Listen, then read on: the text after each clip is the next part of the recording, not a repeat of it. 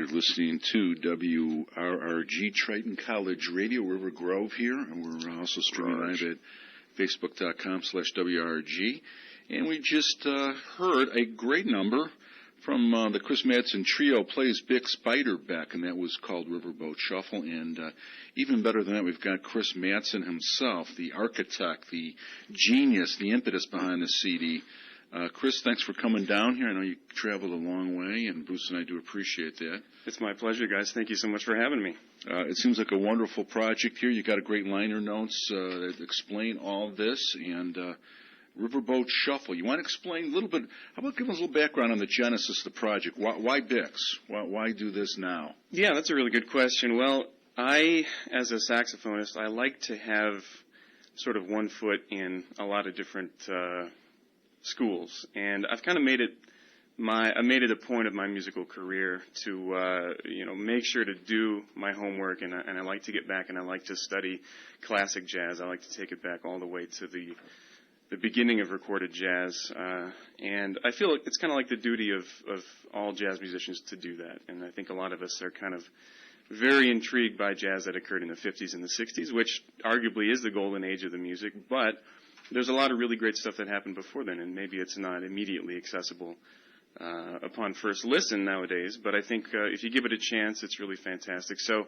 I wanted to kind of put this record out there as my tribute to my love of early jazz forms. And last year around my birthday, my wife bought the complete Bix and Tram CD set for me, which is at least 100 tracks of all of Bix's music that he did with Frankie Trumbauer. I had originally gotten interested in that from just listening to a couple of cuts from the Smithsonian Collection of Classic Jazz, which was put out years ago.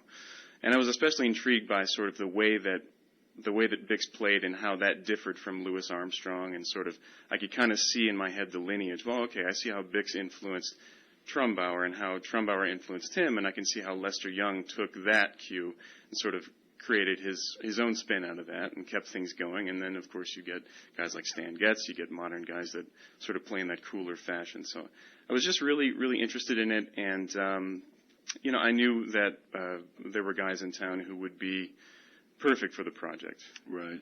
Well, why don't you go back a little bit for the younger listeners or people that aren't familiar? I had read a biography on Bix a long time ago, and I'm a little shaky on his history a bit, other than the fact he died very young, which is right.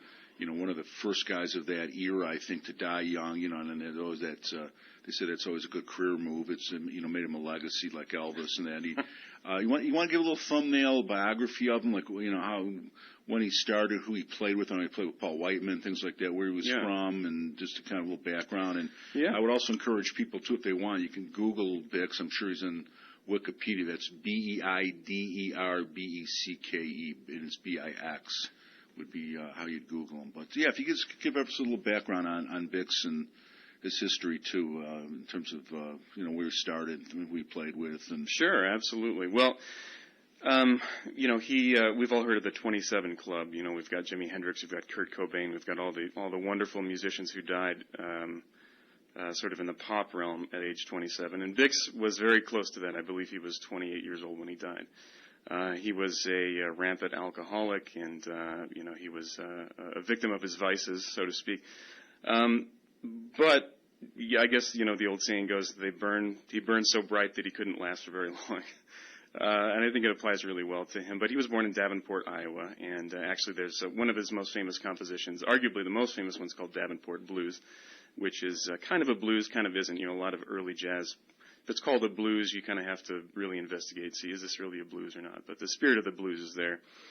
Born in Davenport, played with Frankie Trumbauer in the 1920s. Frankie Trumbauer had a band called the Wolverines. And a lot of the music that we recorded was taken from 1928, 1927 in that era, and both of those guys were playing with the Paul Whiteman Band, like you said, at that time. Paul Whiteman Band, of course, one of the most well-respected, revered, very orchestrated, sort of, I like to think of the Whiteman Band as sort of the pre-Gil Evans band. It's whether or not Evans was directly influenced by Whiteman is up for debate, but the influence is the roundabout influence is definitely there. So Bix played sort of around, played with the Gene Goldcat Orchestra, which was another sort of predecessor to the Whiteman Band. And, again, the music, upon first listen to 2011 ears, this is something I always tell my students, which is to 2011 ears, a lot of that music sounds, upon first listen, it quite frankly can sound corny, can sound dated, although I do hesitate to use those terms because they're so loaded. But the music sounds foreign to us. It all kind of sounds similar. But I think the music was so great for a reason. People think the music was so great for a reason, that it deserves a second look. It deserves our attention. It deserves our reverence. And so I decided to give that to it, and came up with just a fascination, specifically with Bix's style. And like I said, how he was coming up with something that was so dramatically different than, his chief rival on the instrument at the time, Louis Armstrong.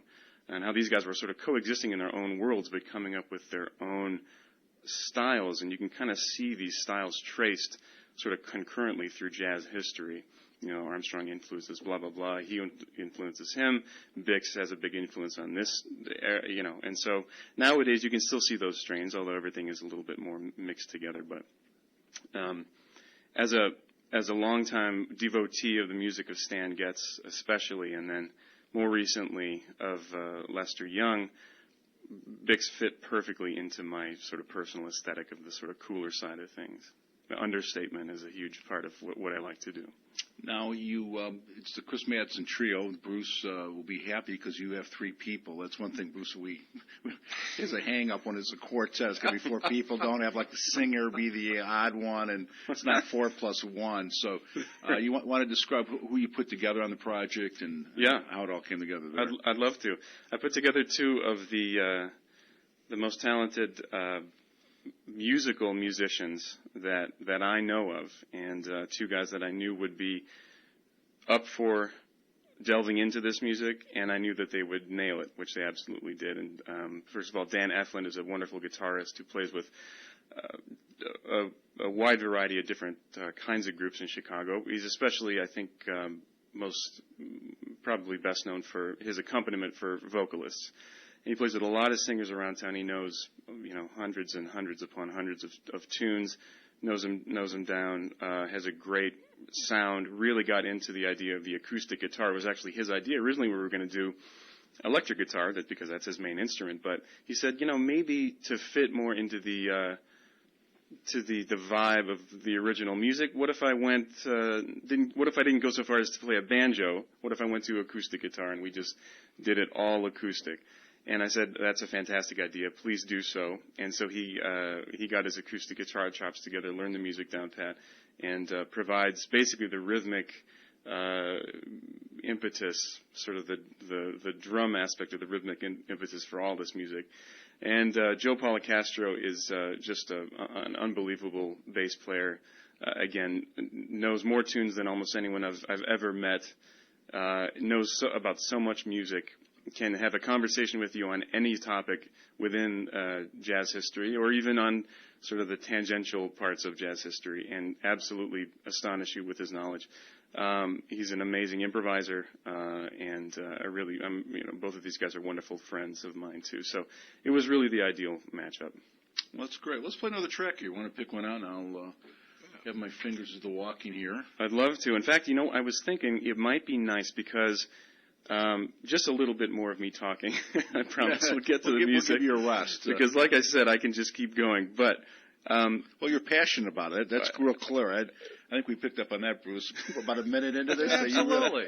This wasn't something you kind of threw together and somebody said, "Hey, why don't you do a Bix project?" And here's a few dollars, and you mailed it in. No, it sounds like certainly not the case. This is your heart playing the sax here. Yeah, this was certainly not motivated by money, but by the love of the music. But what we have here on the record, which I'm especially proud of, is the entire Bix Beiderbecke Modern Piano Suite, which is a 4-part suite that he wrote originally for piano. A lot of people don't realize this, but Bix was also a virtuosic pianist.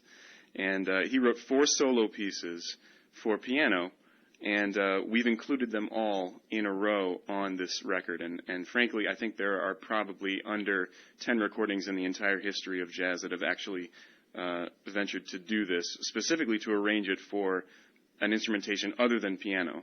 So these are 4 of his modern piano pieces orchestrated for this trio, and one of the few instances that I'm very proud to say, one of the few instances that I'm aware of this having been recorded. You want to start out with track 6? We'll go beginning as Candlelights, or you want Absolutely. to pick one of the other ones? Yeah, we'll just do them in order as they occur on the album. Candlelights would be great. Oh, okay, we'll do that. This is Candlelights again off the Chris Madsen Trio. We got Chris here, and do stick around. He'll be around all the way till 9 o'clock. And it's called Play This Big Spider Back. It's available at his website. We'll talk more about how you can get information here. It's www.chrismadsen, MADSEN.net. Remember the .net.